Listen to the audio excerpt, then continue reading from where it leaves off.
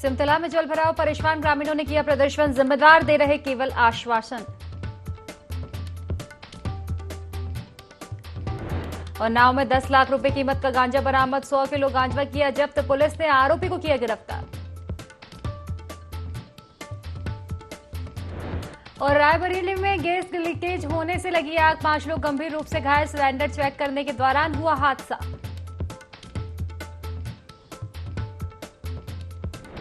झांसी में एक बार फिर मानवता हुई शर्मसार, युवती से 5 लोगों ने किया गैंगरेप, 4 युवक गिरफ्तार, 1 फरार।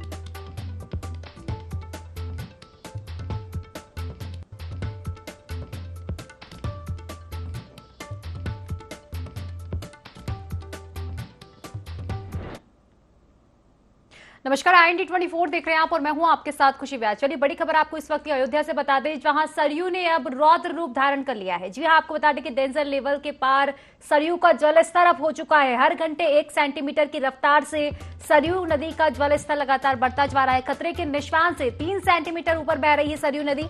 इसी के साथ आपको बता दें कि 24 घंटे में 25 से 30 सेंटीमीटर सरयू का जलस्तर अब और भी बढ़ सकता है।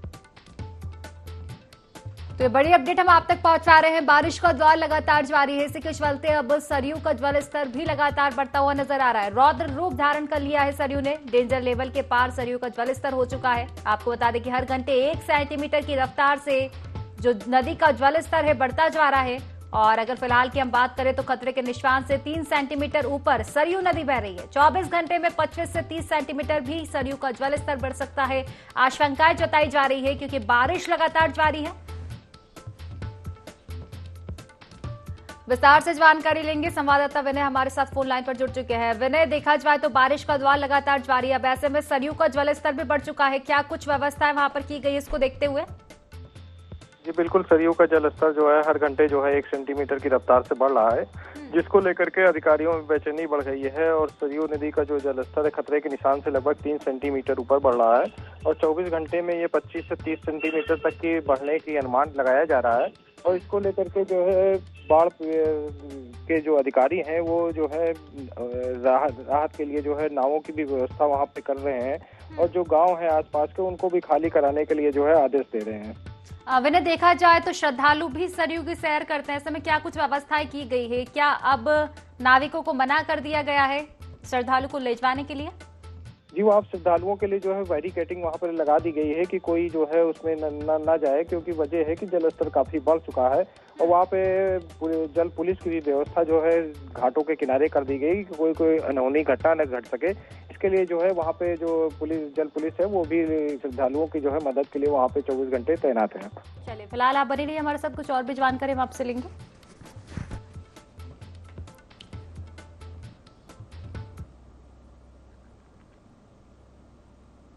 तो चलिए एक और बड़ी खबर आपको बता दें, जहां लखनऊ से वाराणसी का अब जो सफर है मात्र 55 मिनट में तय होगा। जी हां, आपको बता दें कि वाराणसी से लखनऊ की सीधी फ्लाइट आज से शुरू होने वाली है। काशी से लखनऊ की दूरी 55 मिनट में अब तय की जा सकेगी और इसी के साथ वाराणसी पहुंचने में 1 घंटे 10 मिनट का समय लगेगा। इंडिगो एयरलाइंस की फ्लाइट सप्ताह में 3 दिन मिलेगी। मंगलवार, बृहस्पतिवार, शनिवार को सीधी फ्लाइट चलाई जाएगी। आपको बता दें कि दोपहर करीब 2:30 बजे लखनऊ एयरपोर्ट से उड़ान भरेगी फ्लाइट और दोपहर करीब 4:05 पर वाराणसी एयरपोर्ट से उड़ान भरेगी। चलिए विस्तार से जानकारी लेंगे, विनय हमारे साथ लगातार बने हुए। विनय, लखनऊ से वाराणसी का अब जो सफर है काफी अब देखा जाए तो आरामदायक हो सकता है, क्योंकि मात्र 55 मिनट में दूरी तय की जाएगी। बिल्कुल, यहाँ बता दूं कि योगी सरकार की मंशा थी कि जो धार्मिक स्थल है उसको जो है हवाई से जोड़ा जाए और जिसके तहत जो है आज इसकी जो शुरुआत भी हो गई है कि इंडिया एयरलाइंस की जो फ्लाइट है वो सप्ताह में 3 दिन जो है वाराणसी के लिए लखनऊ से उड़ेंगी, मंगलवार, बृहस्पतिवार और शनिवार को, और ये 55 मिनट में पूरी करेगी। आज योगी ने जो है इसका उद्घाटन भी किया है कि फ्लाइट जो है अब लोगों को आने जाने में काफी सुविधा मिलेगी। जो धार्मिक स्थल है जैसे अयोध्या है, अयोध्या में जल्द ही जो फ्लाइट जो शुरू हो जाएगी तो इससे जो है धार्मिक बढ़ावा मिलेगा, लोगों को आने जाने के लिए किसी प्रकार की असुविधा भी नहीं होगी। बिल्कुल, कुल मिलाकर देखा जाए तो एक बड़ी सौगात हम इसको कहेंगे। फिलहाल आप बने रहिए विनय हमारे साथ, कुछ और भी जानकारी हम आपसे लेंगे।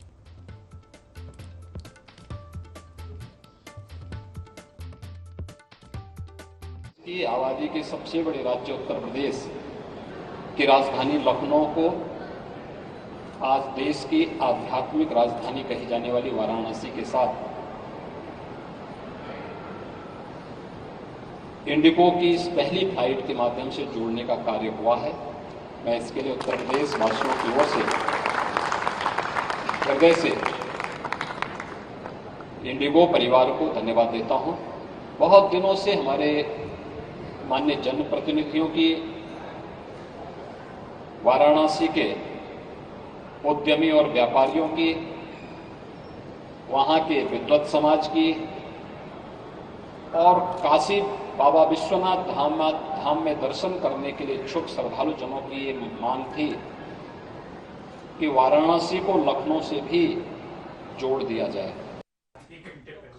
चलिए, कासगंज में आपको खबर बता दें जहां एक ई रिक्शा अनियंत्रित होकर पलट गया है। आपको बता दें कि इस हादसे में एक मासूम बच्चे की मौत हो गई है। ई रिक्शा के नीचे दबने से 2 बहनें गंभीर रूप से घायल भी हुई है। घायलों को फिलहाल अस्पताल में भर्ती कराया गया है।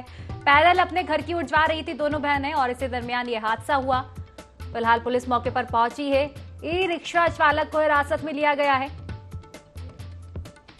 और गंज डुंडवारा कस्बे के ये पूरा मामला बताया जा रहा है। तो देखिए, बड़ी खबर हम आप तक पहुंचा रहे हैं कासगंज से, जहां पर ई रिक्शा अनियंत्रित होकर पलटा। ई रिक्शा के नीचे दबने से 2 बहनें गंभीर रूप से घायल हुई है। एक मासूम बच्ची की मौत हुई है।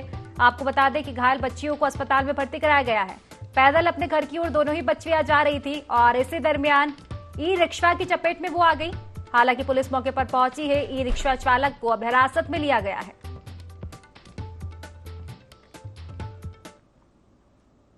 चलिए, खबरों में आगे बढ़ेंगे जहां शाहजहांपुर में मेरी माटी मेरा देश कार्यक्रम का आयोजन किया गया। कार्यक्रम में मेयर अर्चना वर्मा ने नगर निगम के 60 वार्डों से मिट्टी मंगवाकर पार्षदों के साथ राष्ट्रभक्ति की शपथ ली। इस दौरान मेयर अर्चना वर्मा ने लोगों से राष्ट्र के निर्माण में अपनी भागीदारी सुनिश्चित करने की अपील की। कार्यक्रम का आयोजन न्यू ककरा सिटी के जैव विविधता पार्क में हुआ।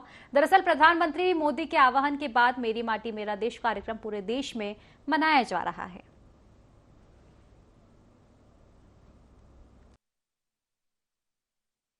नमन करते हुए उनको काम थे, जो उनकी वीरता थी, जो उन्होंने देशभक्ति के लिए किया, हम लोगों को आज़ादी दिलाई, तो हम वही मानसिकता के तहत हम लोगों ने आज यहाँ पर शपथ भी ली। उनके पथ चिन्हों पर चलते हुए अपने देश की तरक्की के लिए सब लोग साथ मिलके गुलामी की मानसिकता को खत्म करके और अपने देश के उत्थान के लिए, विकास के लिए, ये संदेश माननीय हमारे प्रधानमंत्री जी का है। तो हम लोगों ने भी शपथ ली है और उन्हीं के पथ चिन्हों पर चलते हुए अपने देश की तरक्की को करेंगे, आगे बढ़ाएंगे देश को। देश का विकास जिस तरीके से माननीय हमारे प्रधानमंत्री जी, हमारे योगी मुख्यमंत्री जी जिस तरीके से विकास और सुशासन की व्यवस्था को बनाया हुआ है, इसीलिए जनता ने उन्हें बार बार चुना। चलिए, खबरों में आगे बढ़ेंगे जहां आजादी के अमृत महोत्सव के अंतर्गत मेरी माटी मेरा देश और हर घर तिरंगा अभियान के तहत अमृत रथ यात्रा बाराबंकी पहुंची। जहां टाउन हॉल सभागार में अमृत रथ यात्रा का सांस्कृतिक आयोजनों के बीच जोरदार स्वागत किया गया। यात्रा में कलाकारों ने अलग अलग तरह से देशभक्त गीत प्रस्तुत किए। क्रांतिवीरों के चित्रण पर किए गए लेजर शो को देख कार्यक्रम में मौजूद स्कूल छात्र और जनपद वासी काफी उत्साहित हुए। आपको बता दें कि यह अमृत रथ यात्रा प्रदेश के 21 जनपदों से होते हुए 15 अगस्त को संपन्न होगी। कार्यक्रम के दौरान जनप्रतिनिधि और जिला स्तरीय अधिकारी भी मौजूद रहे।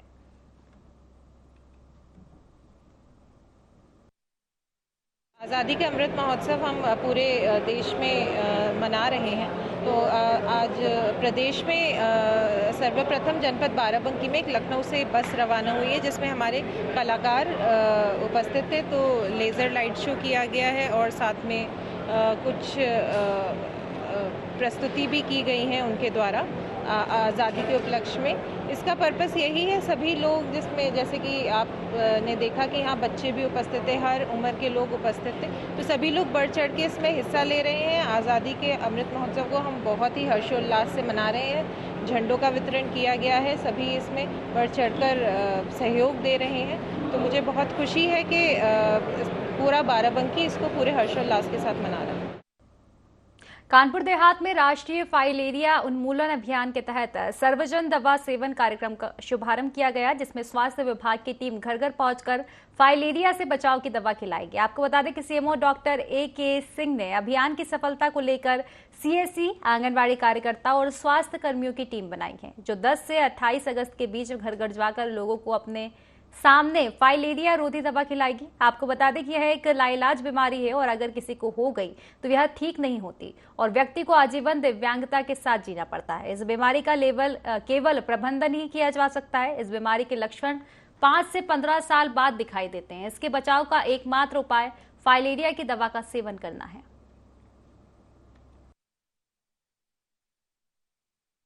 यहाँ पे जो हमारा फाइलेरिया नियंत्रण के लिए जो महान अभियान चलाया जा रहा है, आगामी 10 तारीख से लेकर 28 तारीख तक चलेगा, उसके संबंध में आज ये मीडिया ब्रीफिंग की गई थी। इसमें हम अपने जितने भी पत्रकार बंधु हैं, प्रिंट मीडिया, इलेक्ट्रॉनिक मीडिया, सभी के सहयोग से हम अपने जनपद के सभी सम्मानित नागरिकों को ये एश्योर कराएंगे, उनको जागरूक करेंगे, उनको बताएंगे कि ये जो फाइलेरिया बीमारी है इतना खतरनाक है और ये बीमारी हो जाने के बाद लाइलाज है और बहुत आसान तरीके से इस बीमारी पर काबू पा सकते हैं, अपने जनपद से इस बीमारी को हटा सकते हैं। इसके लिए 10 तारीख से लेकर और 28 तारीख तक हमारी जो आशा और आंगनबाड़ी कार्यकर्ता है वो गांव-गांव, घर-घर जाएंगी, 20 से 25 घर एक दिन करेंगी और पूरे जनपद को कवर करेंगी। जाके उनको 3 तरह की दवाएं इसमें हैं जो उनको अपने सामने खींचने का पूरा प्रयास कर। सिद्धार्थनगर में 2 नाबालिग के साथ दुष्कर्म का मामला सामने आया था, जिसके बाद राज्य बाल अधिकारी संरक्षण आयोग ने जिला प्रशासन को पत्र लिखकर कार्रवाई की मांग की, जिसका जवाब देते हुए जिलाधिकारी संजीव रंजन ने बताया कि मामले में कई आरोपी नाबालिग हैं। मामले में जरूरी कार्रवाई की जा रही है। पीड़ित बच्चियों को स्वास्थ्य संबंधी सहायता भी मुहैया कराई जा रही है। साथ ही प्रशासन की तरफ से आगे भी हर संभव मदद की जाएगी। जिलाधिकारी ने आगे बताया कि प्रशासन इस कारण को तलाशने में जुटा है कि नाबालिगों ने इस वारदात को अंजाम क्यों दिया। प्रशासन समाज सुधार के लिए अभियान चलाएगा।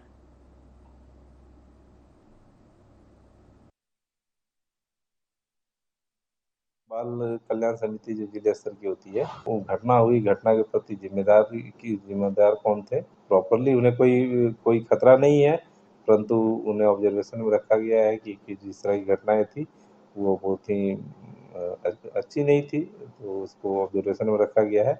और हम लोग तमाम सभी पहलुओं को देख रहे हैं कि उन बच्चों का कैसे आगे काउंसलिंग करके ठीक किया जा सके।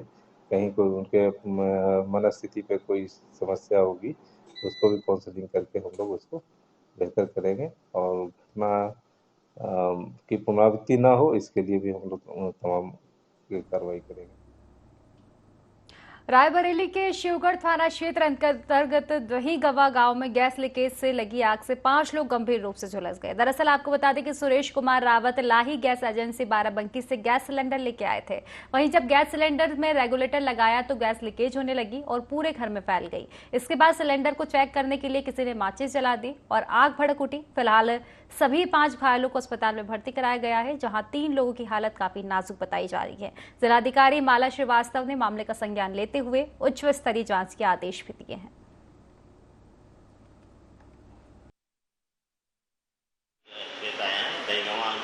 गांव है, शिवगढ़ थाने के अंतर्गत आता है। कोई सिलेंडर ब्लास्ट किया है, 5 बर्न है। एक का नाम राजकरण, अमन, ब्राह्मण, कमलेश और सुरेश है। उसमें काफ़ी बर्न है, उनका प्राथमिक उपचार करके भर्ती कर दिया गया है। बाकी सर्जन देख रहे हैं, वो डिसाइड करेंगे कि किसको रखना है, किसको नहीं रखना है। आज 8:30 बजे फायर सर्विस में सूचना मिली कि शिवगढ़ थाना अंतर्गत दहीगवा गांव में सुरेश पासी के घर में आग लगी है। तत्काल फायर ब्रिगेड की गाड़ी वहां के लिए भेजी गई। पहुंचने के बाद पता चला कि सुरेश पासी के घर में गैस सिलेंडर में लीकेज हो रहा था, जिसे कि ठीक करने के लिए रेगुलेटर सही करने के लिए 5-6 लोग वहाँ इकट्ठा हो गए थे। सही करने के दौरान ही एक व्यक्ति द्वारा जो है लाइटर जलाया गया टेस्ट करने के लिए। अचानक आग लगी, जिसमें कि 5 लोग झुलस गए, जिन्हें जिला प्रशासन और पुलिस के द्वारा अस्पताल भिजवा दिया गया। फायर ब्रिगेड द्वारा पहुंच करके आग को पूरी तरह से बुझा दिया गया। कासगंज के तवरौरा प्राथमिक विद्यालय में राष्ट्रीय कृमि मुक्ति अभियान का शुभारंभ हुआ, जिसका शुभारंभ मुख्य विकास अधिकारी सचिन कुमार ने फीता काट कर किया। वहीं इस दौरान उन्होंने बच्चों को एल्बेंडाजोल टैबलेट भी खिलाई। जनपद में 1 वर्षीय से 19 वर्षीय तक के 8,18,808 बच्चों को एल्बेंडाजोल दवा खिलाई गई। आपको बता दें कि स्कूलों और आंगनबाड़ी केंद्रों से लेकर डोर टू डोर जाकर दवा खिलाई जाएगी। इस दौरान स्वास्थ्य विभाग के DIO, DCPM और डॉक्टर सहित तमाम अधिकारी मौजूद रहे।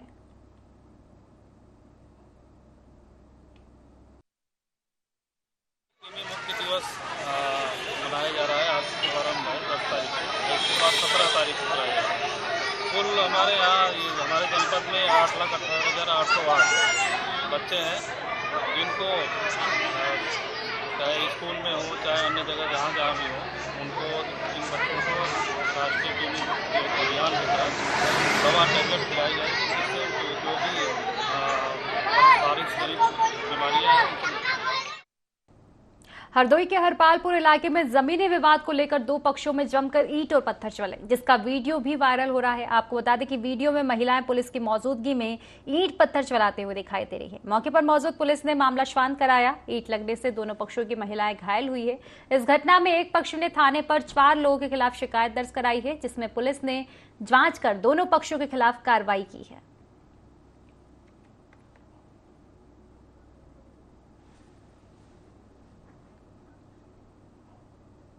कासगंज पुलिस ने सोनू के एक होटल में छापामार कार्रवाई की है, जहां होटल की आड़ में अय्याशी का अड्डा चल रहा था। पुलिस ने छापेमारी के दौरान 6 जोड़े बरामद किए हैं। इस दौरान मौके से होटल संचालक को भी गिरफ्तार किया गया है, जिन्हें पूछताछ के लिए थाने में ले जाया गया। फिलहाल मामले की जांच के बाद की आगे की कार्रवाई की जा रही है।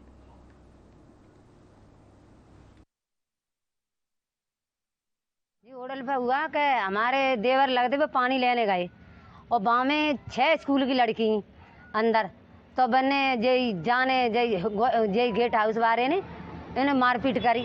फिर दूसरे देवर गए, सो बिना चिपट पड़े 3-4 मारपीट करके। हम ये चाहते हैं ये जहाँ से बंद रह जाए, गांव की बहुत बुरी बदनामी है। तो पहले हमने मने करी, कम से कम आई हम 20 लेडीज, अब साल भर रह गई, अब फिर जाई गती जहाँ कोई मान न रहो।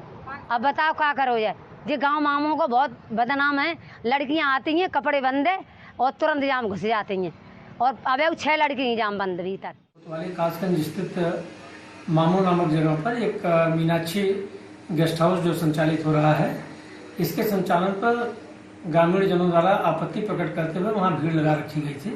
इस सूचना पर क्षेत्राधिकारी नगर और उसके साथ ही कोतवाली कासगंज की टीम के द्वारा जाकर वहां जो ग्रामीण इकट्ठा है उनको समझाया जाएगा, शांत किया गया। उसके साथ ही वहां पर जितने उपस्थित लोग हैं, उपस्थित लोगों को ले आकर के पूछताछ की जा रही है। जो नवयुवक हैं उनको, उनके परिजनों को सूचना दे दी गई है। मैनपुरी के थाना ओछा क्षेत्र में बेटे से कहासुनी के बाद पिता ने उसे गोली मार दी। घटना से घर में चीख पुकार मच गई। युवक को परिजन ने अस्पताल में भर्ती कराया, जहां डॉक्टरों ने उसे मृत घोषित कर दिया। वहीं आरोपी पिता पुलिस थाना पहुंचा और अपना गुनाह कबूल लिया। फिलहाल पुलिस मामले की जांच पड़ताल में जुटी हुई है।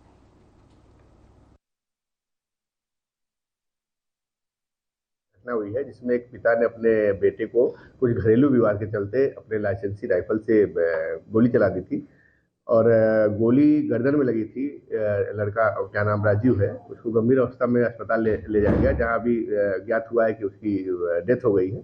जो आरोपी पिता था उसको राइफल सहित गिरफ्तार कर लिया गया है। उससे जो पूछताछ हुई अभी, उस पूछताछ में बता रहा था कि घरेलू झगड़ा था, एक रास्ते का विवाद था को लेकर सुबह झगड़ा हुआ है, और सुबह झगड़े के दौरान ही अपने लाइसेंसी राइफल से इसके द्वारा गोली चलाई गई थी।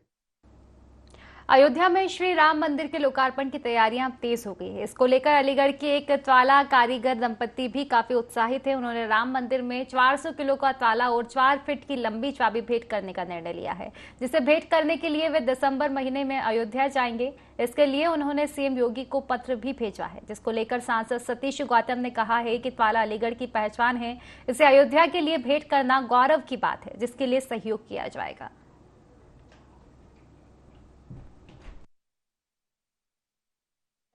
हार्ट के पेशेंट थे, इसलिए मैंने इनको भारी काम न करने की बजाय भारी काम का सहयोग पूरा दिया है, और मैं इस राम मंदिर को जरूर पहुंचाऊंगी। प्रदर्शनी में लगाकर मैंने प्रदर्शनी वालों से कुछ नहीं मांगा, बस सांसद और जिनसे ही मांग करके ही मैं रह गई। उन्होंने मुझे कोई धनराशि नहीं दी। हाँ, अभाव तो है, फिर भी हम ज्यादा मेहनत करेंगे दोनों जने, और फिर हम कुछ नहीं कुछ कर आके इसे राम मंदिर में दिसंबर तक जरूर पहुंचाएंगे। इसमें 3 लाख रुपए लगने हैं। हाँ, राम मंदिर के लिए हम इसके लिए सपोर्ट कर देंगे। ताला तो मैं बनाऊंगा, ये मेरा निश्चय प्रण कर लिया है मैंने। चाहे मुझे अपना कोई भी नुकसान प्लॉट वगैरह का वो बेचना पड़े या कुछ भी करना पड़े, पर ताला पूरा करके मैं राम मंदिर पहुंचाऊंगा। वहां से तो बस संपर राय जी से बात हुई थी, तो उन्होंने ये कहा मेरे से कि भाई साहब आप हैगा इसका स्टैंड मत बनवाना, स्टैंड हम बनवाएंगे। एक अपने देश का भी नाम रोशन करना चाहता हूँ वर्ल्ड में, कि मेरे देश का नाम रोशन हो कि विश्व का सबसे बड़ा ताला बना है,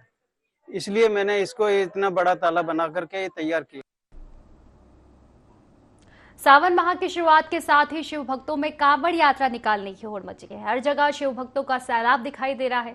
इसी बीच यूपी के कासगंज से एक ऐसी तस्वीरें देखने को मिली जिसने देश भर के लोगों का दिल जीत लिया है। इन शिव भक्तों को कलयुग का श्रवण कुमार कहा जाने लगा। यहाँ 5 शिव भक्त अपने माता पिता को कंधे पर बैठाकर कांवड़ यात्रा पर निकले हैं। ये लोग मैनपुरी से माता पिता को कांवड़ में बैठाकर 150 किलोमीटर दूर सोरो तीर्थ स्थल पर यात्रा कराने आए हैं।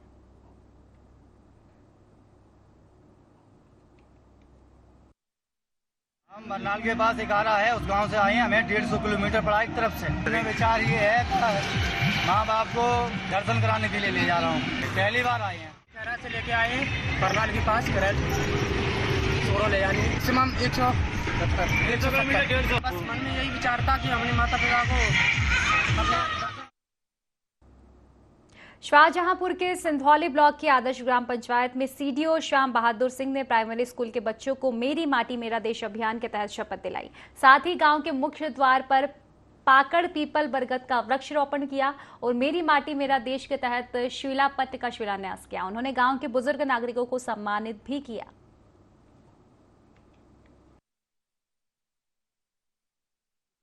मेरी माटी मेरा देश कार्यक्रम के तहत पूरे जनपद के सभी गांव में वीर वंदन के लिए शिला फलकम की स्थापना की गई है और यहाँ पर हमने शिला फलकम की स्थापना की। ग्रामवासियों के साथ और स्कूल के छात्रों के साथ हम सभी ने 5 प्रतिज्ञाएं ली। इसके साथ ही वृक्षारोपण भी किया और साथ ही राष्ट्रीय भावनाएं ग्रामवासियों के साथ हमने साझा किया।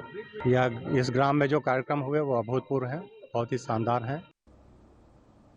चलिए खबरों में आगे बढ़ेंगे, जहां बस्ती के लालगंज थाने के शिवपुर गांव के पास झाड़ियों में एक नवजात बच्ची मिली है, जिससे इलाके में सनसनी फैल गई। आपको बता दें कि पिछले 24 घंटे से झाड़ियों में पड़ी है नवजात बच्ची सुरक्षित है, जिसे लोग कुदरत का करिश्मा मान रहे हैं। शिवपुर गांव के कुछ बच्चे वहां से निकल रहे थे, जिन्हें स्थलवा मंदिर के पीछे झाड़ियों में बच्चे दिखे, जिसकी सूचना पूर्व प्रधान राम प्रकाश सिंह और चौकी प्रभारी अरविंद यादव को दी गई। इसके बाद नवजात बच्ची को प्राथमिक स्वास्थ्य केंद्र में भर्ती कराया गया, जहां बच्चे फिलहाल स्वस्थ है।